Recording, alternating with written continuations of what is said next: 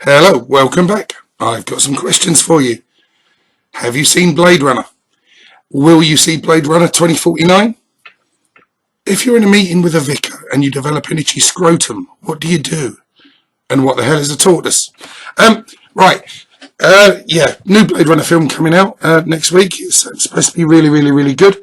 So I have decided to take a look at CRL's 1985 offering, which, as you can see, is actually based on the score of the film rather than the film itself, to do with economic reasons, I do believe. Now, you see the game starting now. This bit here on the title screen with this music, you cannot skip. So you might want to skip forward about a minute and a half, just to get past this bit. Now, there's been a couple of Blade Runner inspired games over the years. There was this one, which, I'm going to sort of come straight out with it, really. Isn't fantastic. And then in 1997, Westwood Studios did a sort of point and click Blade Runner game that supposedly fit in with the sort of Blade Runner canon. And I've never played it, I don't know what it's like, but I've had a quick read through on various places, and it seems to have been incredibly well received. Now, did you ever play that PC game? Was it any good?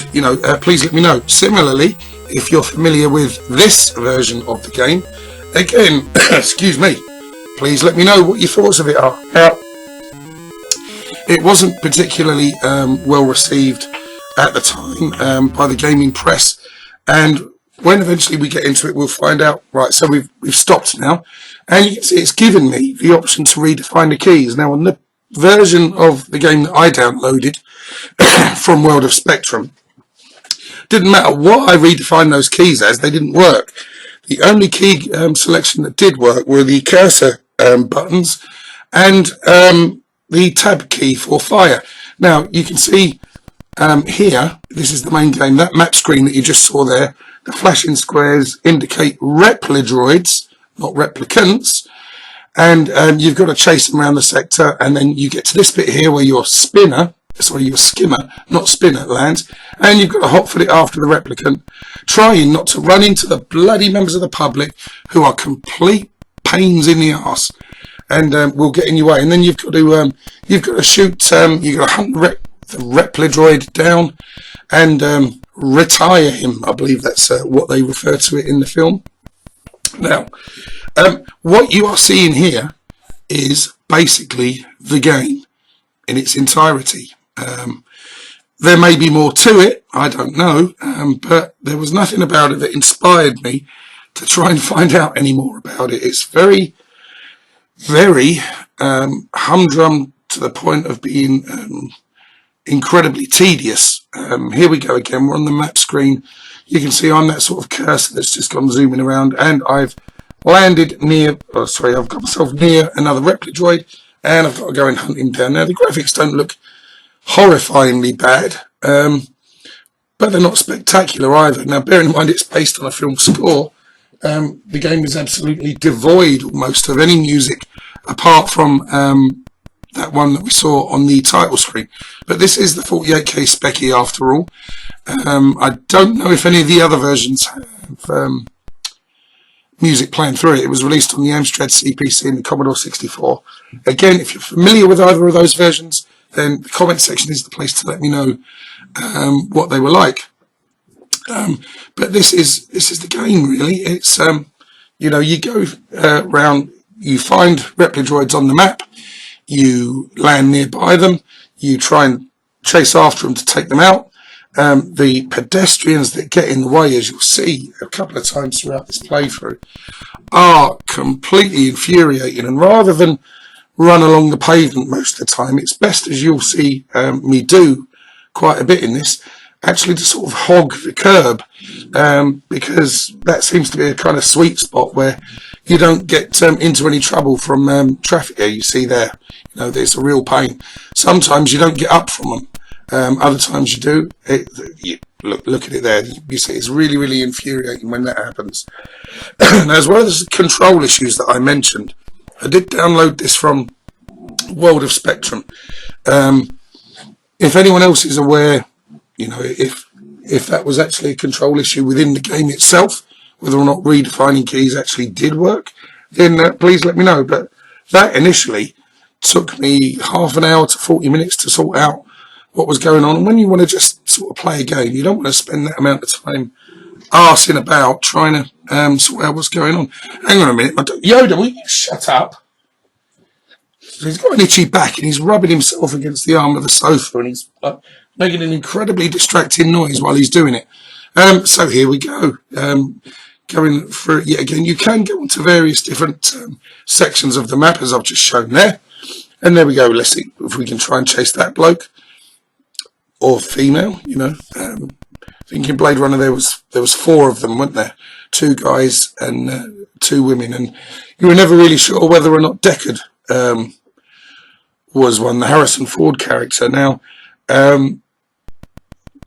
what's your thoughts on that? Do you think he was, or do you think he wasn't? I know Ridley Scott seems to think in his mind's eye that Deckard is a replicant. But anyway, this is the game. Now, it's not particularly great. It wasn't unusual back in the day, this early in the Spectrum. Well, I say this early, it's 1985. So there had been film licenses before. Excuse me. In particular, Alien got a very, very decent sort of strategy type game from, I think it was Argo. No, was it? Oh, never mind. Or maybe Quicksilver or someone like that. If you do know who it was that released the version of Alien on the Spectrum, then please let me know in the comments down below. Now, by all means, try this game.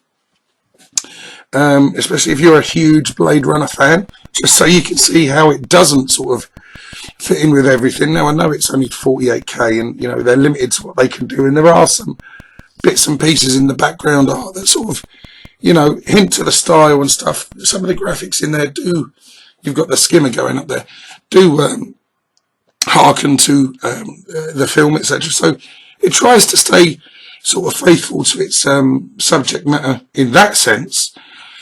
But there's very, very little game, and it's not a game I'm going to be coming back to. But as a curio, by all means check it out, especially, as I say, as it's a game based on the soundtrack of the film, not the actual film itself. As you could see if you look in the cover art that displayed before the video starts playing. So, you know, as a curio, check it out by all means, but it's not something you're going to find yourself coming back to. But, you know, let's try and find something good about the game.